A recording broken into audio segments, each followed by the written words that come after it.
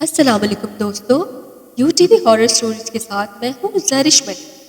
آج کی کہانی بالکل سچے واقعے پر مبنی ہے اور اس کہانی کا نام ہے موت کا جھولا۔ تو آئیے کہانی شروع کرتے ہیں۔ بہت سال پہلے کی بات ہے کہ ایک گاؤں میں ایک لڑکی تھی۔ دوسرے بچوں کی طرح اس کو بھی کھیل کود میں بہت مزہ آتا تھا اور بچے تو کسی کی سنتے ہی نہیں۔ تیز بارش ہو یا تیز دھوپ، بچوں کو تو بس کھیلنے سے ہی مطلب ہوتا ہے۔ نور اپنی کزن شہانہ کے ساتھ اس جگہ گئی جہاں وہ ہمیشہ کھیلنے کے لیے جاتی تھی۔ وہ جگہ ان کے گھر سے تھوڑی ہی دور تھی اور اس سے کچھ ہٹ کر ایک درخت تھا جہاں پہ ایک جھولا لٹکا ہوا تھا اور کہا یہ جاتا تھا کہ یہ جھولا موت کا جھولا ہے۔ اس جھولے پہ بچوں کو بیٹھنے سے ہمیشہ منع کیا جاتا تھا، لیکن نور تو بچی تھی۔ وہ ضد کرنے لگی کہ مجھے تو جھولا جھولنا ہے۔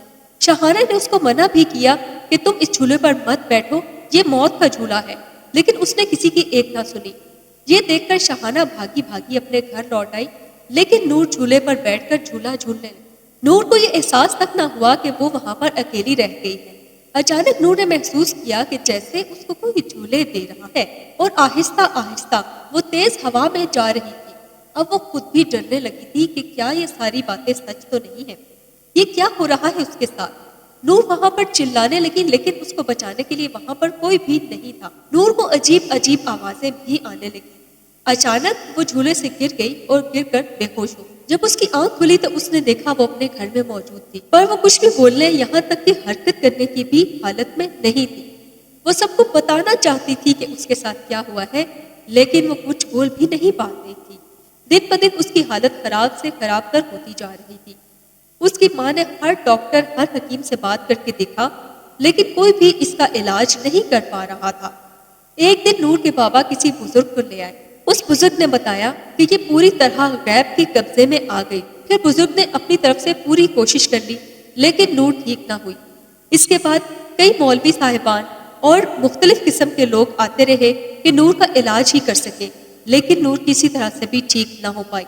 وہ ہر وقت چیختی رہتی تھی کہ اس کے کان میں کوئی آ کر کہتا ہے کہ موت کا کوئی علاج نہیں، اب سب مریں گے، کوئی بھی نہیں بچے گا۔ نور ان آوازوں سے بہت پریشان تھی اور وہ ہر وقت چیختی رہتی تھی۔ ان باتوں کی وجہ سے اس کی ماں بھی بہت پریشان۔ سب ڈرتے رہتے تھے کہ نور اب بچے گی بھی یا نہیں۔ نور کی چیخیں اتنی بھیانک ہوتی تھی کہ ارد گرد کے لوگ بھی ڈر جاتے تھے اور سبھی بچے نور کے نام سے بھی گھبراتے تھے۔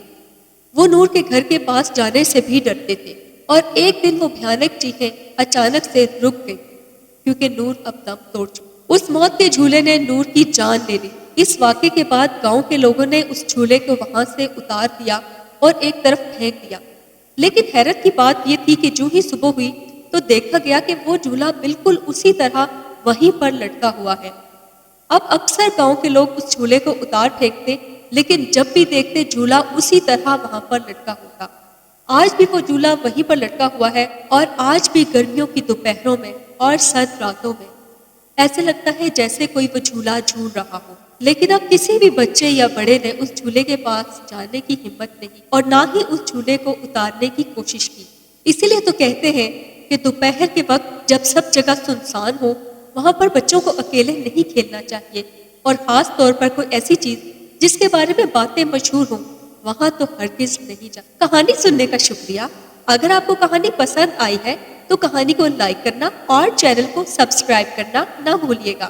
میں پھر آؤں گی کسی ڈراؤنی کہانی کے ساتھ۔